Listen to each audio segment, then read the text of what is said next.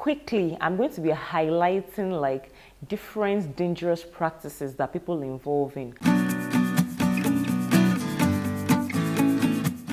Hey guys, my name is Tommy and welcome back. Welcome to my channel. Thank you for clicking this video to watch today because you're the real MVP. I'm sure you watching this video might listen to someone and you'll be like, what was this person thinking of? But guys, trust me, these things happen. I am not saying you're the one involved, but trust me, you might have neighbors, you might have people who have been misled, who have been told different things, who have been fed meat, and they believe that these things actually do work and should work for them. But guys, we can never be too careful. I know there are people that tell me that, okay, so what should we do then? But there are some things that are really so extreme, like why would you even go that extra mile to do that thing or to like put danger to yourself? The first health or dangerous thing I have heard that people do is inserting seasoning. Well, the common name for seasoning that people use here in Africa is Maggi seasoning. I'm sure Maggi is popular everywhere, almost everywhere in the world. But people have believed, or they tell people, they tell young wives, they tell young people, young ladies getting married that if they want to have a very good sex life, that they should use and insert Maggi into their VJ or their anus. Sorry, I can't say so many things because of being sanctioned, but I believe you get what I'm trying to say. Guys, this is a thing. People actually insert it into their private parts everywhere in a bid to have like a better sex life and all that. You should even be a health practitioner before you know that this is wrong. So in case you have anybody that is around you that is not really educated, when I mean educated does not even really mean going to school. Some people go to school, I don't know, but they still believe some certain things that they shouldn't believe in. This is a no-no. The secretion of your private parts and coming together with the seasoning is very corrosive and it can lead to a lot of things. It can tear down the walls of the person's private parts, leading to a whole lot of infections. Already, breathing gives you infections, like just like breathing normally and breathing. You don't know the kind of air that the next person right next to you is breathing out, and you might breathe in that person's like bad stuff. That's how we get cold, flu and all that. Already that is dangerous. Why would you introduce something else into your body? So guys, in case you know anybody around you or you've just heard, I know they say this is a lot common in the northern part of Nigeria where I stay, but it can be popular everywhere. I've heard of it happening in Tanzania, in Ghana, in many other countries. So please, you don't know who you might be helping. It's a no-no. Please don't do it. Find better ways of giving yourself the optimum pleasure you want, but don't use Maggi seasoning. It's a no-no.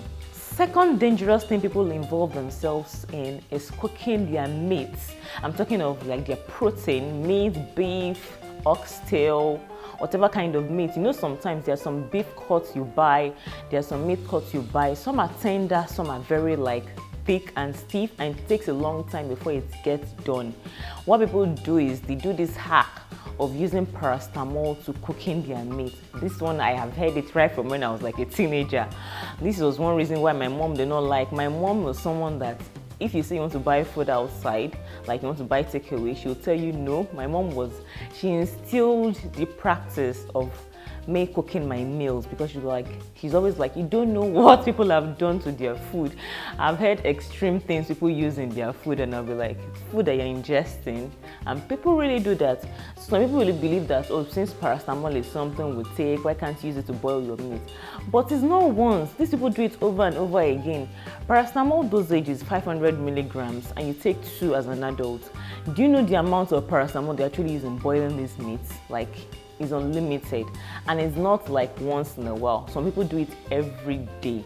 There are some restaurants that people go to that they do this every time in order to save fuel, and they use paracetamol. Paracetamol can like damage our kidneys, our livers.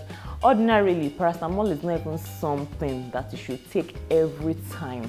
I'm going to do it in another video on this. If you have a headache, the first thing I would advise you to do is probably drink water or eat some food. Sometimes you might not really need might not need some medication. Just take care of yourself first. It's when you notice that that's persisted and it's not going, that's when you should really take medication. But you don't even have anything wrong with you, and you're even ingesting food that has been cooked with paracetamol. It damages the lungs, the kidneys, the organs of the body, and it's very, very toxic. Another thing that people do, which is a no-no and which you should not involve yourself in, is when you're washing your bathroom, when you're washing your toilet, your lavatory, don't mix several kinds of like bleach together. I know, yes, our toilets are dirty, you need to get it clean. Sometimes people mix like 5 different kinds of like bleach products together in a bid to make the toilet white. Some of these things are like very deadly fumes that you shouldn't like perceive over and over again. Trust me, if you open a can of bleach or a bottle of bleach, there's a kind of bleach that is smell. I've used several bleach products, so I know some are mild, some are very, very intense. There are some intense ones that you know, like it goes into your nostrils and your brain tells you that, goodness, this thing is very dangerous. How much more mixing like 2 or 3 or 4 together? No, don't do that. One, just look for a product. That's why we listen to reviews, we listen to product reviews, we do product sampling and all that. Just get a good product. There are very good products in the market. Just get 1 or 2 good products and stick with that.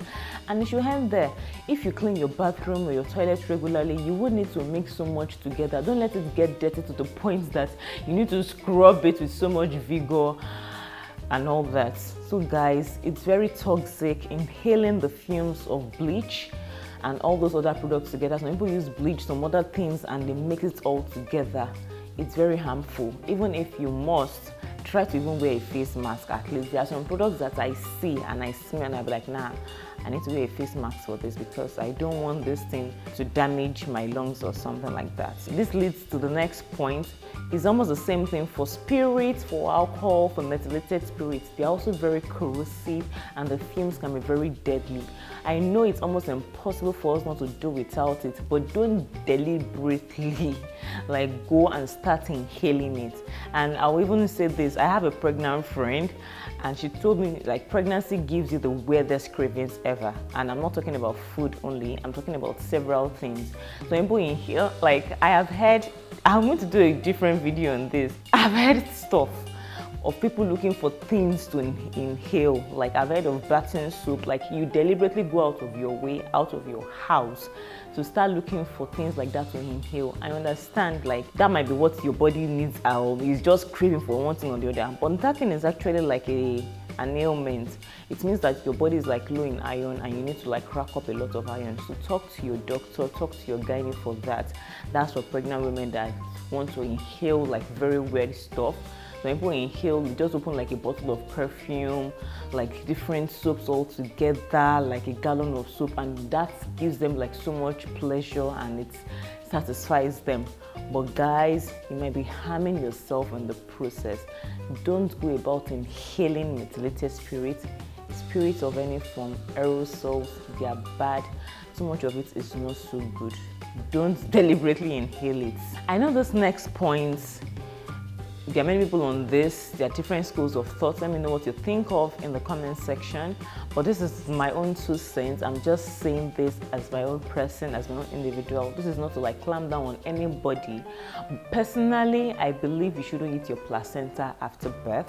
I know around the world, not just in Africa, people believe that eating your placenta is very hygienic, it's very healthy for the mother and all that. Some people even like process it, they turn it into like capsules and all that. I've heard of one of the Kardashians, like she converted her placenta after birth and she was like eating it.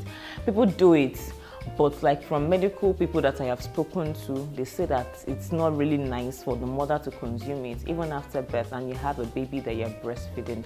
The placenta could become infectious depending on how it is handled. Like guys, you know the way it is. I don't need to go into so much details. It can be very, it's not even something that some people want to see after because it's just like a whole lot of, guys, don't let me gross you out.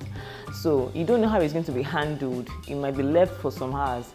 And leaving it for like 5 minutes can invite a lot of like bacteria and all that. And you don't know how it's going to be handled. So now deliberately like chewing it and eating it after delivery, after birth, can invite a lot of infections into the person's body. Another point you must note is this one. Everybody, I am sure almost everybody on planet Earth, we are all guilty of this, until when a doctor told me recently that it's very bad for you to use toothpick for your teeth. So what do? It's better to use dental floss than toothpick. You know the way toothpick is shaped and formed? By the time you use it, it can like start creating holes in your mouth, in your teeth, and it can give rise to infections. A dental floss is a lot smaller and you can easily like use it in your teeth rather than using a toothpick. I am the number one guilty person. I know I use toothpick a lot, but I'm learning now to use dental floss. I've been told by dentists, you can ask anywhere, why you shouldn't use a toothpick, but I was told that, and many people have come to say, no, why should you use toothpick? That toothpick is not nice. And my point is, so why do they keep on producing toothpicks? But that's a topic for another day. Okay, so dental floss it is, no more toothpicks. That's what we've been told. So guys, these are the few points I want you to imbibe and be cautious of. Anyone you're guilty of, kindly make amends and changes, and it will be nice for you to educate others as well. This video is basically for not just for ourselves, but to educate others who don't have a wherewithal to understand the rudiments and the real things they should know, and they just like take things and do things out of ignorance. So try to educate somebody out there. Tell a friend, tell a sister, tell a neighbor, anybody you can. Kindly share this video to everybody. I will really appreciate it. If you've not subscribed, kindly use this opportunity to subscribe. Turn on your bell icon as well so that you'll be alerted when I drop new videos. I'll be so glad to see you come back.